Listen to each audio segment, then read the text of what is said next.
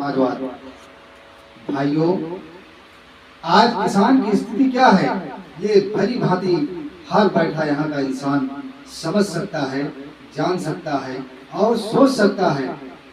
और यहाँ बैठे हुए मेरे भाई आधे तो किसान ही होंगे और किसानों की स्थिति आप और हम लोगों से ज्यादा ना तो ये निरंकुश सरकार समझ सकती है और ना ही बड़े बड़े नेता जो बड़ी बड़ी गाड़ियों में घूमते हैं। क्योंकि किसान सुबह 5 बजे जगकर अपने खेतों में खून पसीने से कड़ी मेहनत करके धूप में फावड़ा चलाकर अपने बच्चों के लिए अनाज पैदा करता है, हमारे समाज के लिए अनाज पैदा करता है।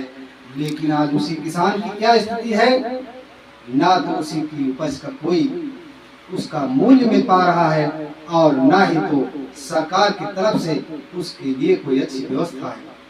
आज जो खाद वो पहले लाता था 2014 के पहले उसे आधे दामों में मिलती थी, लेकिन आज खाद का रेट किसान की बजट से भी ऊपर चला गया है।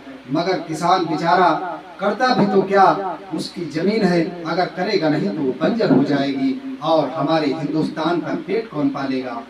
जो किसान दिन रात की मेहनत करके पूरे हिंदुस्तान का पेट पालता है, एक दिन ऐसा आता है कि उसी किसान का परिवार भूखे पेट सोने के लिए मजबूर हो जाता है, बेबस हो जाता है, लाचार हो जाता है।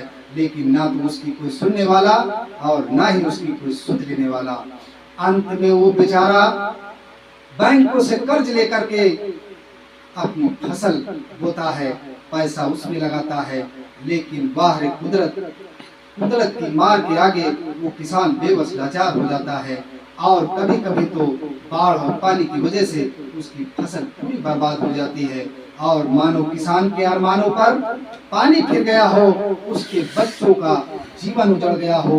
इसी आशा और मजबूरी में वो दिन रात अपने दिल में अपने मन के अंदर घुटता रहता है और ये सोचता रहता है कि मैं अपने बच्चों का पेट कैसे पालूंगा, अपनी बेटी की शादी कैसे करूंगा। इन्हीं सारी कसमकस के अंदर वो घुटता रहता है और अचानक से वो बेचारा आत्महत्या कर लेता है और उसके बच्चे अनाथ हो जाते हैं।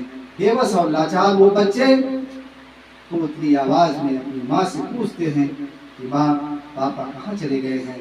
माँ बेचारी जो गमगीन बैठी हुई ना तो कुछ बोल पा रही है और ना ही कुछ कहने के लायक है। लेकिन वो बच्चे, वो छोटे छोटे बच्चे ना तो ये समझ पा रहे हैं और ना ही ये सोच पा रहे हैं कि हमारे पापा कहाँ चले गए, हमारे पापा कहाँ चले गए। जय हिंद।